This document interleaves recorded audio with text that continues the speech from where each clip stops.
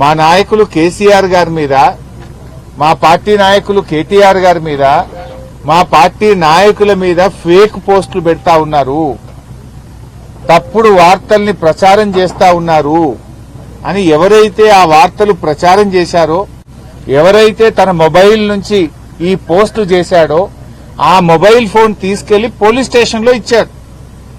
పోలీసులకు ఈ మొబైల్లో అన్ని ఆధారాలు ఉన్నాయి, ఈ మొబైల్ నుంచే ఇగో మా కేసీఆర్ గారి మీద, మా పార్టీ నాయకుల మీద అక్రమ కేసులు, అక్రమ పోస్టులు పెట్టారు, దుష్ప్రచారం చేస్తా ఉన్నారు, ఈ మొబైల్లో అన్ని ఆధారాలు ఉన్నాయని అతని చేతి నుంచి మొబైల్ తీసుకుని పోలీస్ స్టేషన్ లో పోలీసులకు కంప్లైంట్ కాపీతో పాటు మొబైల్ అందజేయడం జరిగింది.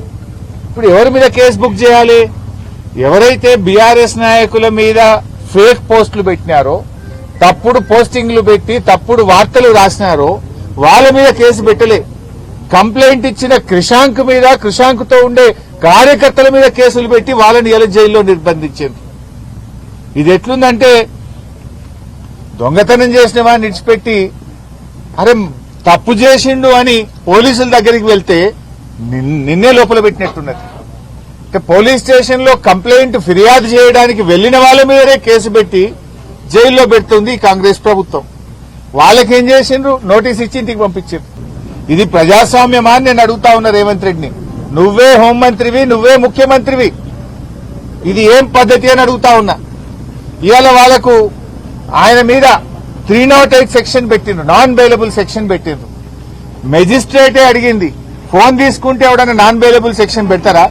ఫోన్ తీసుకుపోయి పోలీసులకే ఇచ్చిండు కదా, ఇలా ఆధారాలు ఉన్నాయి చూసుకోండి అని. ఆయన మీద నాన్ బెయిలబుల్ ఎట్లా పెడతారని మెజిస్ట్రేట్ గారే 308 సెక్షన్ కొట్టేసింది. మెజిస్ట్రేట్ కొట్టేస్తే మిగతా సెక్షన్లు ఏంటి? అన్ని below 7 years bailable sections. Below 7 years దాంట్లో అరెస్ట్ చేయరు, స్టేషన్ బెయిల్ ఇవ్వాలి.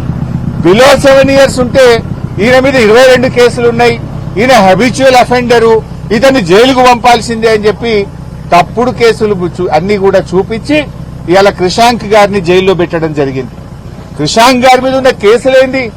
క్రిషాంక్ ఏమన్నా మర్డర్ చేసిండా, రేప్ చేసిండా, టెర్రరిస్టా, ఏమన్నా క్రిషాంక్ ఏమన్నా తప్పుడు చేసిండా? క్రిషాంక్ ని ప్రభుత్వ అరాచకాల్ని ప్రశ్నించిండు. అంగన్వాడీ టీచర్లకు ఇచ్చిన మొబైల్ ఫోన్లలో అవినీతి జరిగింది అంటే క్రిషాంక్ మీద కేసు. 10వ తరగతి పరీక్ష పత్రాలు లీక్ అయినాయి అని ప్రశ్నిస్తే క్రిషాంక్ మీద కేసు.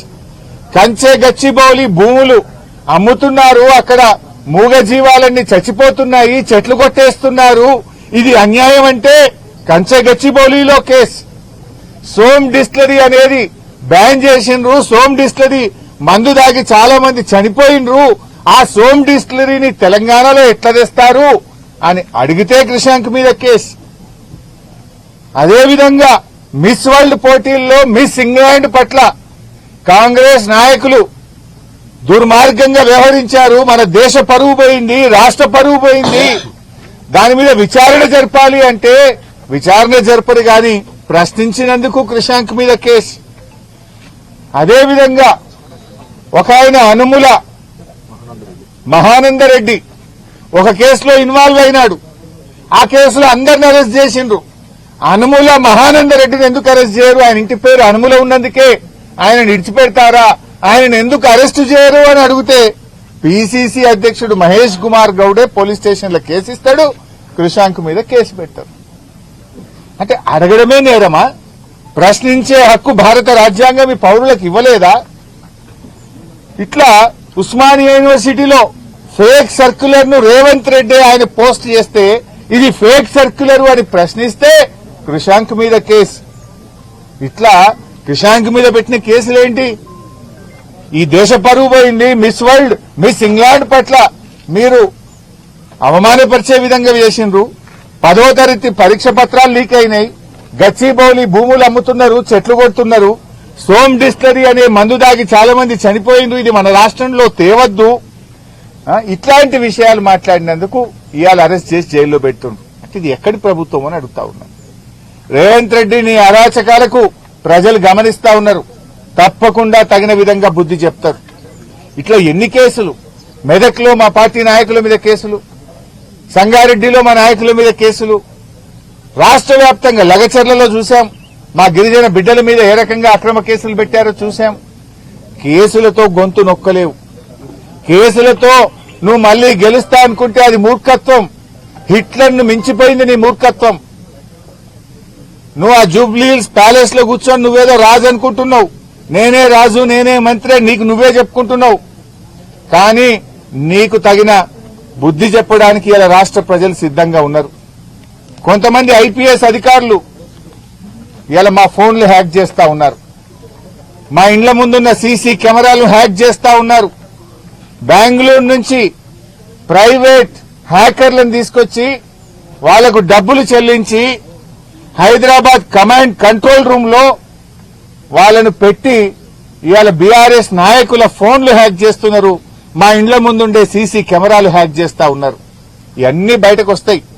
నేను ఐపీఎస్ అధికారులను కూడా హెచ్చరిస్తా ఉన్నాం. మా దగ్గర అన్ని సాక్ష్యాధారాలు ఉన్నాయి. టైం వచ్చినప్పుడు అన్ని బయట పెడతాం. రేపు బీఆర్ఎస్ ప్రభుత్వం వచ్చిన తర్వాత మీరు రిటైర్ అయినా మిమ్మల్ని వదిలిపెట్టము. మీరు రిటైర్ అయితమేమో అనుకుంటున్నారేమో గాని రేపు మీ మీద దానికి సంబంధించినటువంటి కేసులు నమోదు చేస్తాం, విచారణ జరుపుతాం. మీరు చేసిన అక్రమాలకు మీరు తగిన మూల్యం చెల్లించుకోవాల్సి వస్తుంది. అప్పుడు రేవంత్ రెడ్డి కాపాడలేడు, మిమ్మల్ని ఎవడు కాపాడలేడు. రిటైర్ అయితే సొంత డబ్బులతో అడ్వకేట్లను పెట్టుకోవాల్సి వస్తుంది. గుర్తుపెట్టుకోండి, చట్టానికి అనుగుణంగా నడుచుకోండి. కానీ చట్టాన్ని అతిక్రమించి ప్రైవేట్ హ్యాకర్లను ఎంగేజ్ చేసి బీఆర్ఎస్ నాయకుల ఫోన్లు హ్యాక్ చేస్తే, బీఆర్ఎస్ నాయకుల ఇండ్ల ముందుండే కెమెరాలు హ్యాక్ చేస్తే మీరు రేపు చట్టం నుంచి తప్పించుకోలేరు అనే విషయాన్ని నేను వాళ్ళని హెచ్చరిస్తా ఉన్నా. ఏంది అక్రమ కేసులు? ఇలా క్రిషాంక్ మీద ఇన్ని కేసులు పెట్టి జైల్లో పెట్టినా అని రేవంత్ రెడ్డి వికృత ఆనందం పొందుతా ఉన్నాడు. మీరు చేసే అరాచకాలు, పాపాలు అన్ని ఇన్ని కావు. ఇవన్నీ రికార్డ్ అవుతున్నాయి, ప్రజల దృష్టిలో రికార్డ్ అవుతున్నాయి, మా పార్టీ కార్యాలయంలో రికార్డ్ అవుతున్నాయి. రేపు వీటన్నిటినీ ఓపెన్ చేయాల్సి వస్తుంది. అయిపోయింది, నీ పని అయిపోయింది. నువ్వు నీ 420 హామీలు లేవు, నీ 420 హామీల సంగతి ప్రజలకు అర్థమైంది. ప్రజలే తిరగబడుతున్నారు. నువ్వు మాటలకు ఎక్కువ, చేతలకు తక్కువ. ఏదన్నా ఒక్కటన్నా అమలైందా? నీ మాటలు ఏదైనా ఒక్కటన్నా అమలైందా? ఇవాళ నీ జూబ్లీహిల్స్ ప్యాలెస్ చాలని ఎంసీహెచ్ఆర్డీలో 100 కోట్లతో ఇంకో ప్యాలెస్ కడుతున్నావు. పెడతాం, అన్ని బయట పెడతాం. ఇప్పటికైనా మేము ఒకటే కోరుతున్నాం, నీకు సగం కాలం అయిపోయింది, ఇక మిగిలింది సగ కాలమే. ప్రజలకు ఏదైనా మేలు చేసే ప్రయత్నం చేయి.